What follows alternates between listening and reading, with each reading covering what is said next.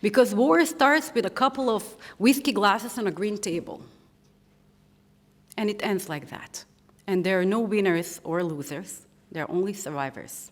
Thank you, Mr. Ambassador. It's such a pleasure to be here among you all. Ladies and gentlemen, young leaders, Mr. Mayor, ministers, and of course, my dearest friend, President Ivanov. Thank you so much for inviting me year by year on the School of Young Leaders. I think the brainstorm you put upon us, all of us, not only the students, but also the lecturers, is amazing. We don't have many experiences like this during the year. I would start by saying I dislike the word politician. I think it's a bad word.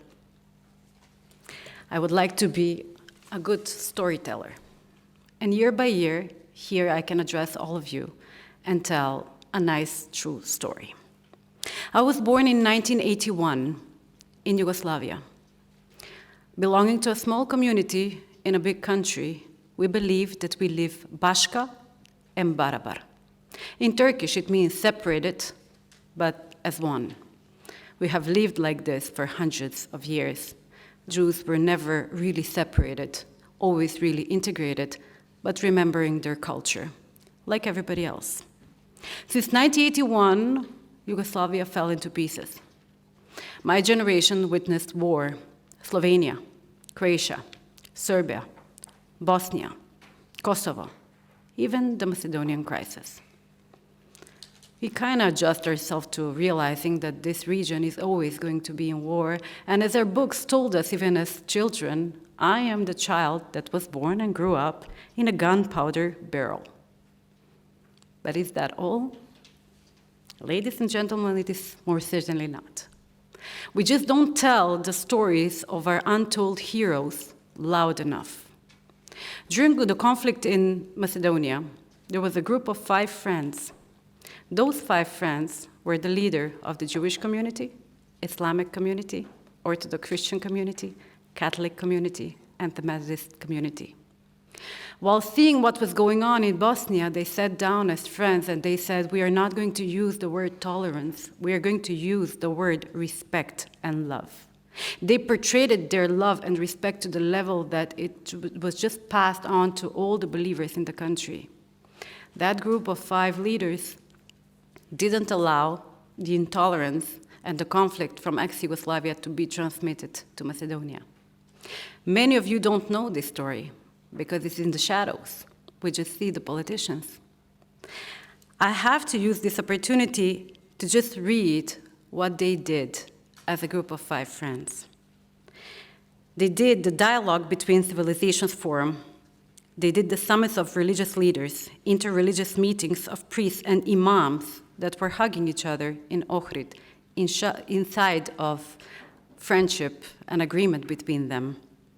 It was a signature of the Joint Message for Peace from all religious leaders in 2001. Conferences for the promotion and enrichment of interreligious cooperation in the country and outside it. They were members of the boards for interreligious cooperation. They had numerous conferences for the promotion of freedom of religious and belief in the Republic of Macedonia and beyond. They were counseling of religious communities and religious groups in Republic of Macedonia and beyond. They were a long-time collaborator of the Macedonian Center for International Cooperation.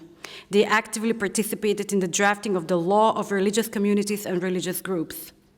They were actively participating in calming inter-ethnic and inter-religious tensions during 2001 conflict. They advocated for the implementation of religious education in school from a cultural and philosophical point of view in order to get to know each other and bring people together.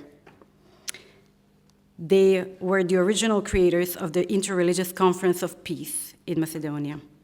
They were the initiator of the creator of the leadership meetings for religious leaders in the occasion of the opening of a memorial center in 2011, and many other activities. Ladies and gentlemen, one of those 5 common people from the shadows of peace was my father. He passed away 2 years ago. But let this not be a tribute to him. This is a tribute to all of you young leaders here. I want you to know that the only way to preserve peace is to really want one. Really want one. Because war starts with a couple of whiskey glasses on a green table. And it ends like that. And there are no winners or losers. There are only survivors. When we talk about conflicts in Ukraine, the Middle East, or Africa, for a mother sitting in the shadow of some underground with her children, does it matter who will win or lose? She just wants her children to survive. Young leaders never forget you can be heroes from the shadow without being a great name in politics.